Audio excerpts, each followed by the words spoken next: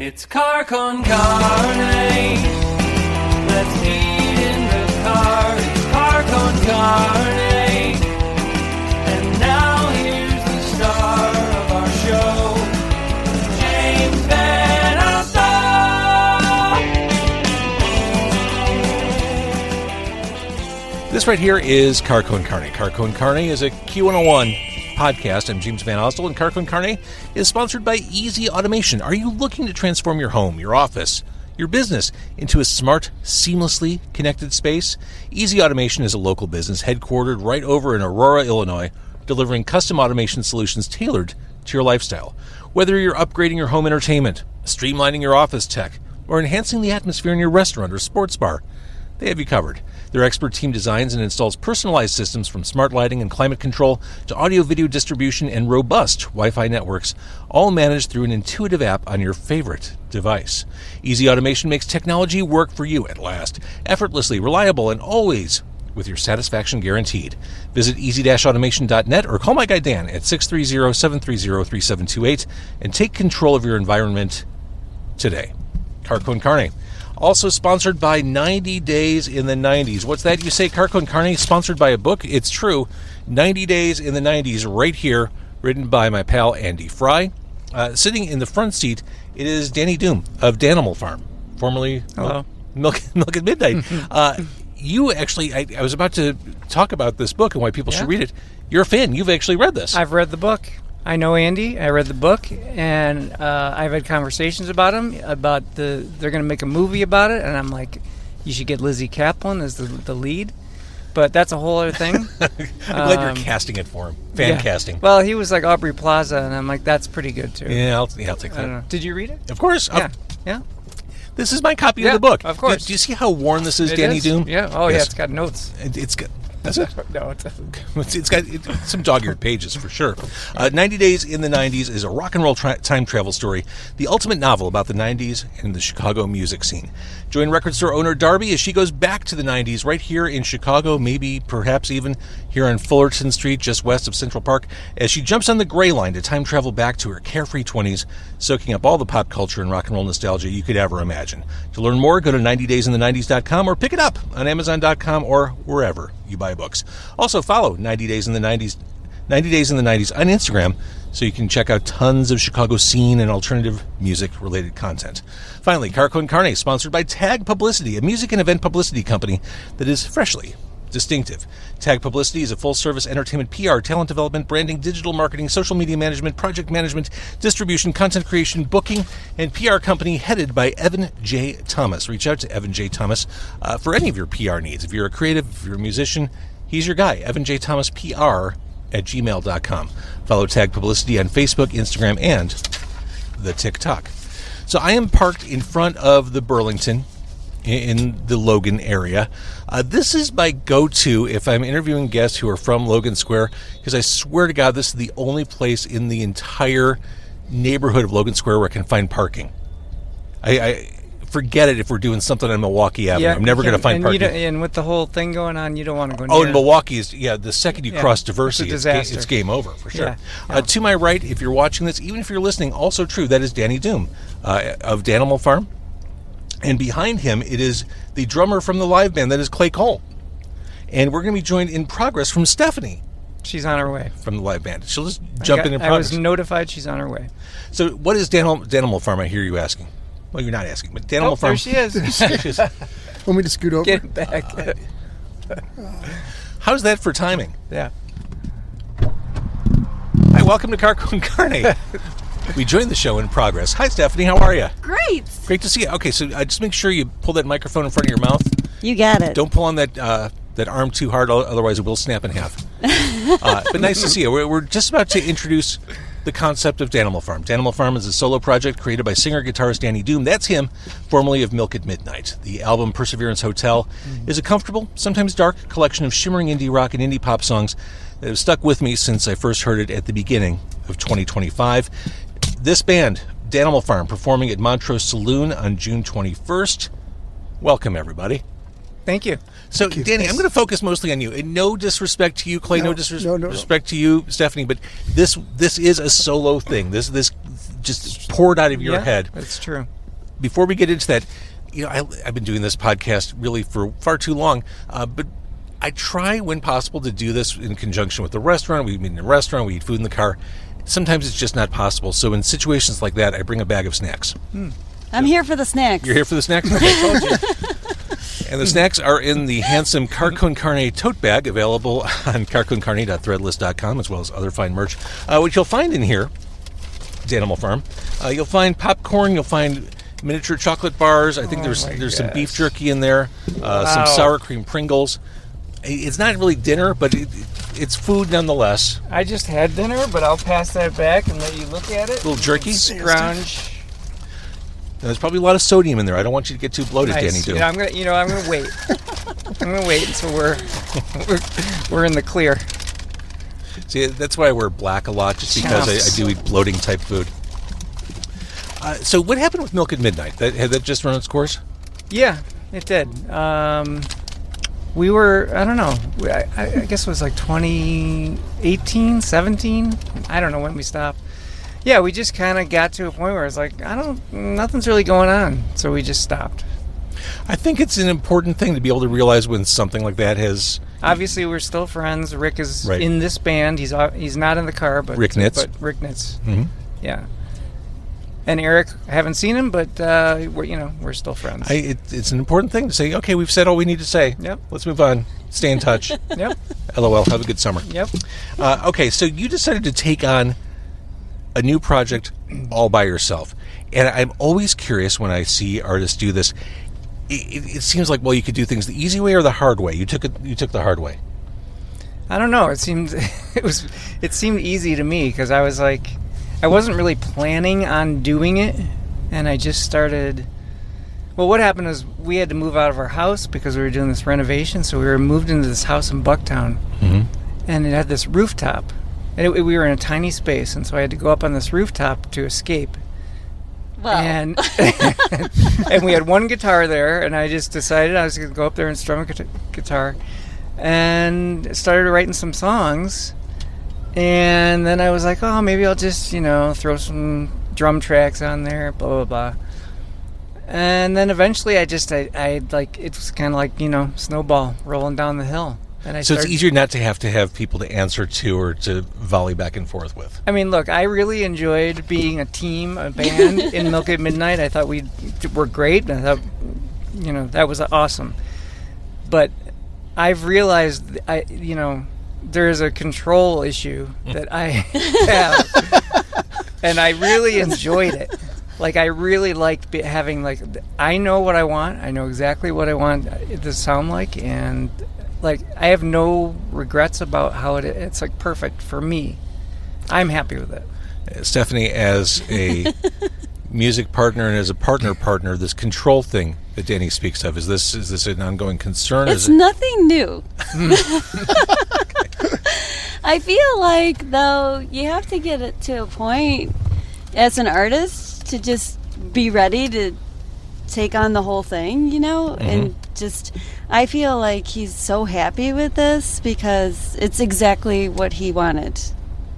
So, Danny, you wrote these songs, you put these songs together. In a band, you do have people to give you feedback and inputs. Did you have anyone giving you input? Did you know when your songs were done? Well, I mean, I was playing them for Stephanie and my daughters, if they would listen. One of them gave input. The other one didn't seem to really care. But, I was playing these songs, and at one point, my 14-year-old daughter was singing the songs back to me, and the lyrics were, "Want to go home and slam a beer." And I was like, okay. That's working. Some good lessons there. Yeah. The album name, Perseverance Hotel, this is a story I'm sure you've told plenty of times, but this is a picture you took, random site in Australia? In 2005, my college roommate got married. He's from Australia. So we decided, me and a couple friends, we went out there and went to his wedding, and we're in Melbourne. And it's amazing city, beautiful city. I've always wanted to go. I mean, Yeah. that's like one of those once-in-a-lifetime trips, I'm sure. I mean, it's very Chicago-like. But we're walking down the street, and I just look up, and I'm like, the picture, I think, kind of says it all. Yeah. And I just, and then I framed it. I had it in a little frame at home, and it's been sitting there for a long time. And I'm like, if I ever do a solo record, that should be the name of it. I don't know. And it just took a long time to come around and do it. It was there all along. Yep. This was supposed to be an album of love songs, says Danny Doom. Right. What happened along the way? Well, Was the love lost? I mean, I do think it's a relatively positive record. I mean, Oh, there someone's are having some, popcorn. That makes me am. happy. Good, Sorry. good. No, it's not a sorry thing. I'm just glad that someone's I don't enjoying wanna the be too snacks. loud. I bring the snacks to be consumed, so this is good. chomps. There's some dips and stuff, but I think, I think it's pretty positive. There's just, So it is a love song. well, or it there was isn't? specifically a love song that I had. So I wrote a bunch of songs. So when the snowball started rolling down the hill, I eventually had like 15, maybe, or more songs, and I had to bring it down to 10. One of the songs that didn't make it was like the most, outright, like it actually said "I love you" in the song, which is not something I've ever done. And Stephanie, I played it at Montrose Saloon once, and Stephanie's like, "What is that song? Who is that about?" I'm sure. And I'm like, of course it's you. Oh, it was our anniversary when you played it. True, right? That's right. It was all planned. So maybe that one will be on the next one. Oh, it's not on it. That's right. Yeah, it didn't make it. So you do have like 5+ songs Yeah. banked. Yes. So this is, Danimal Farm is full speed ahead. This is where you live now. Yeah, and of course, I loved doing that. I mean, I don't know what's going to happen, I would love to be able to be like, we're practicing and we start coming up with songs like we used to in Milk at Midnight. I'm all for it. I'm not like, like this, we're going to do these songs. I demoed them and here's how they're going to go. But there may be that too, but I'm just saying, I'm open to. Now, Clay, I don't want to ignore you. I feel bad that you're sitting there. it's okay. Well, no, it's not okay, Clay. What hooked you into this band? Like, what made you think, oh yeah, I'd love to play drums for you guys? Oh, I just know Danny. I know Milk at Midnight. Always a big fan, but I also heard just one of the songs, and then I saw Danny out one night. Said, "Hey, if you need a drummer." But yeah, I'm just well aware of Danny's songwriting and always been a big fan myself. I've got to ask. I don't often, Danny, ask questions about band names, but Danimal Farm. Is it because you're a dystopia fan, or is it because you're a wordplay fan, or both? Well, I mean, we do live in Orwellian times. We do. Although I have to say, when I wrote this album, those songs, it was in a much happier time. And then all of a sudden, I'm like, should I stop being Danny Doom? And then I was like, well, nope, I have to keep it. Things are not. Yeah, Danny Daylight isn't going to work for a long time. Yeah, Danny Doom it is. Doom is here. Uh-huh. Doom is here to stay. I really enjoy this album, Perseverance Hotel. All I want is what kicks the album off. This is the rocker. This is the one that, this is a statement. Tell me about that song. That was one of the last songs, maybe the second to last song. I don't know. I was like strumming this riff, and I'm like, oh, I've written like a Nirvana song. How am I going to make this not sound like that? And then, I don't know. I just started singing something that I've long tried to express, which is that we need ladies to rule the world instead of men, because the men are not doing a very good job. And it had nothing to do with the election or anything. It just happens to be. It was what came out. Thinking on the darker side of things, maybe to me sounds like a moment of intense despair. Yeah, that was like that was the love gone wrong. That was when the album became not an album of love songs. There it is. The post-breakup. Yeah. Things aren't so good. Yeah, the roses are on the floor. The note on the stairs. I was like, okay, this is bad. Not good. you've been doing videos for these songs, which I've said it a million times. I think this is such a great time for independent artists to do video stuff. We all have camera crews in our pockets with phones. Like, Right. it's so easy to get footage together. The video for Out of Place, the animal outfits. You need to explain this. So basically, I was like, okay, this is a 2-minute song. I gotta. How am I gonna just make this look as ridiculous as possible? He loves in costumes. the shortest amount of Really? time. And Are you a Halloween guy? Well, They're all- we have 2 daughters, and we've had a lot of Halloweens, and there's a whole. We have a costume box of that's just costumes. his. So I'm like, all right, I'm just gonna bring them all up, and I'm just gonna do, I'll be a chicken, I'll be a frog, I'll be a bear, whatever. And, Yeah, we've gotten rid of the costumes, but he won't let us get them out of the house. Okay. Right? I'm a hoarder. I think most guys are. I'm at the point now, Danny, where I'm sneaking records in when I'm the only one home. Like they're in my trunk, and I'll just bring them in under the cover of darkness. Right. We're all hoarders in our own Yeah. way. Yeah, and she's a purger. I am. She likes to purge. I understand. So that video, I had to ask because it was like this weird, like Linkin Park Zoo scenario going on. There's a video coming soon for The Void. There is. Friday is the world premiere. Like, remember when it used to be at MTV and be like, all right, world So premiere. Friday, June- Everyone sit by the TV at Friday, 7 June p.m. 6th.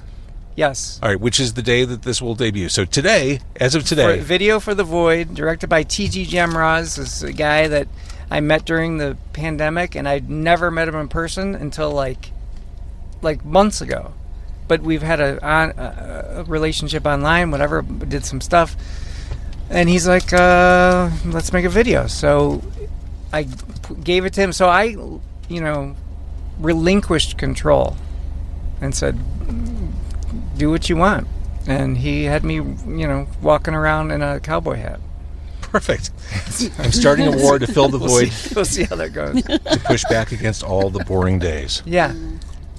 So that I think that maybe seems like it could have been written about pandemic times, but it really was written before, and I kind of found it. Is this just ennui in general?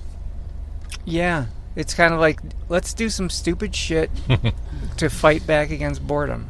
That's what this podcast is. Perfect. I've got, We are in the void. yeah, This is the void. I'm doing a radio show with a bag of candy with strangers in my car. I am pushing really hard against the void right now. Treat yourself to candy-covered cake. But we are no longer strangers. We're not. We are not. We are now friends. Okay. So I mentioned June 21st, Montrose Saloon. Right. Your songs, these singular visions you had, are now expanded to a full band. Is it weird letting go of those songs? No, Letting them it's great. interpret? No, I love it. And the songs are they're going to be a little different. I think they're going to be because it was that sound was very it's hard to recreate. It's going to be I think it's going to be awesome. There's just we're still working out the kinks and trying to figure out like little weird keyboard type of sounds, because we don't technically have a keyboard player, but we have a keyboard and people might be playing it. If that makes any sense. I mean, we can all chip in and trade off. So we're trying to, and also Rick is a theremin. Yeah. Really? Yeah. Yeah.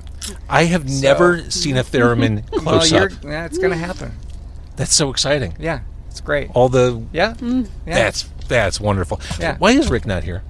So Rick is currently vacationing on the Gulf of Mexico.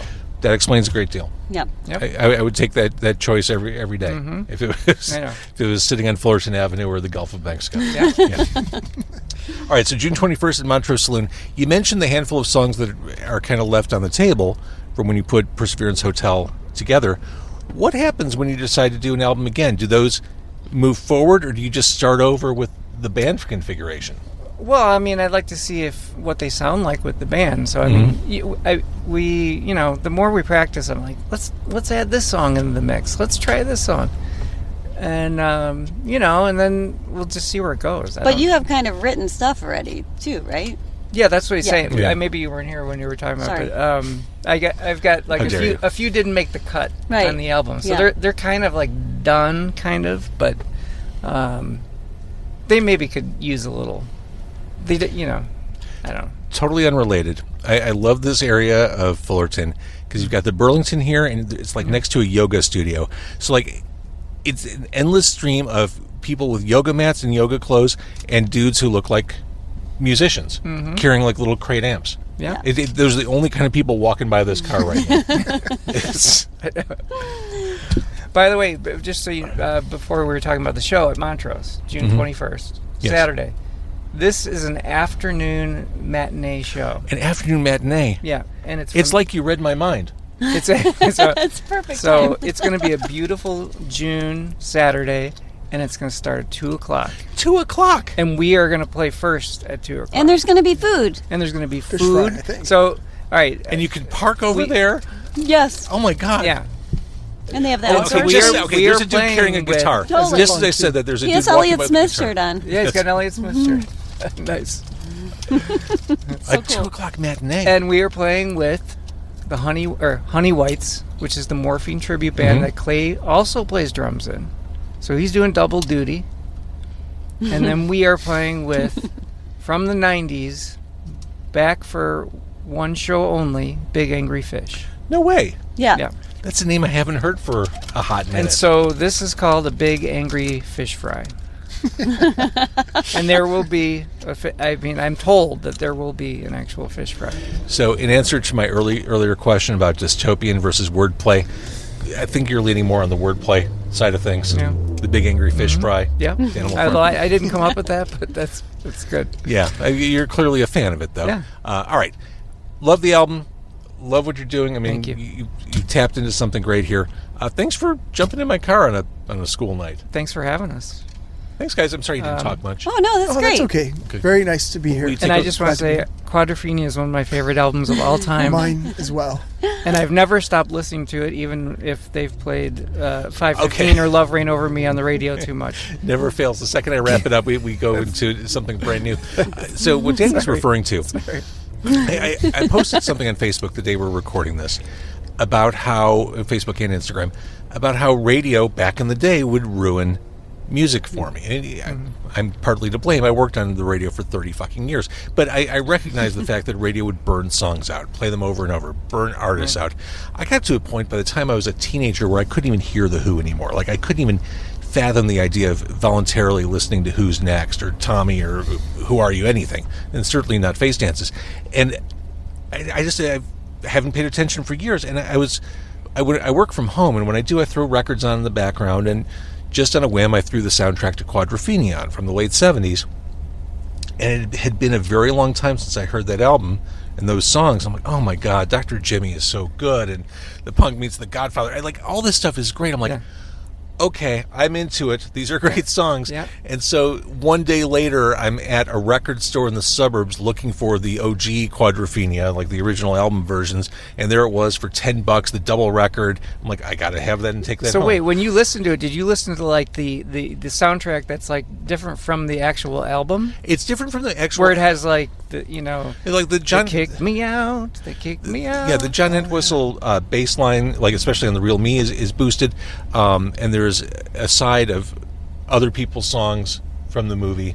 But I mean, the main songs are there. Love Rain Over Me, and Yeah. 515, Real Me. Yeah. But I was reminded in Bellboy, and then I thought, well, for the exact reason of there are other people's songs on the album, I thought I need to get the original album and listen to that. And that's what I did. And So my great. God, it's such a great album. And Yeah. I still understand my decision not to listen to them for years because so many of those songs are just fried beyond salvation. I can't listen to Bob O'Reilly. I can't listen to Won't Get Fooled Again. Right. I can't listen to Who Are You? Yeah, no. I understand. But the Quadrophenia, I think you guys agree, that is their finest moment. But you have to listen to it from start to finish. Absolutely. Yeah, you can't stop. Because it's musically threaded from start to finish. Yeah. There's Yeah. there are sonic red threads that go from the beginning to the Right, end. right. It's really an outstanding album. So It's one of the best. that's what Danny's referring to, is my rekindling my love of The Who, or like of The Who, or intense like of The Who. I mean, we could go into a whole other thing. I probably should stop because you want to stop. But Milk at Midnight, we're very influenced by The Who and have recorded a rock opera and that has unfortunately never seen the light of day. Really? But yeah, that's a whole other podcast, like behind the music. What? You're gonna have to invite him back. What? Yeah, so we're good. I mentioned in this post that, as much as I've re-embraced Quadrophenia, you'll never see me stumping for It's Hard. Not a great album, Right. although I do love the song Eminence It's Front, a great song. which apparently is a polarizing song.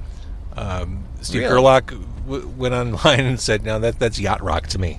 I saw that. I know Steve, and that is blasphemy. It's a great. I mean, what a mood-setting, cool, Yeah. atmospheric song. Yeah, and he would probably be great playing it. Yes, he would. I mean, yes, seriously. he would. I mean, unbelievable. All right, Danimal Farm. Thank you for doing this. Thank you. Thanks. And Thanks for having we'll see you us. at Montrose Saloon. Yay!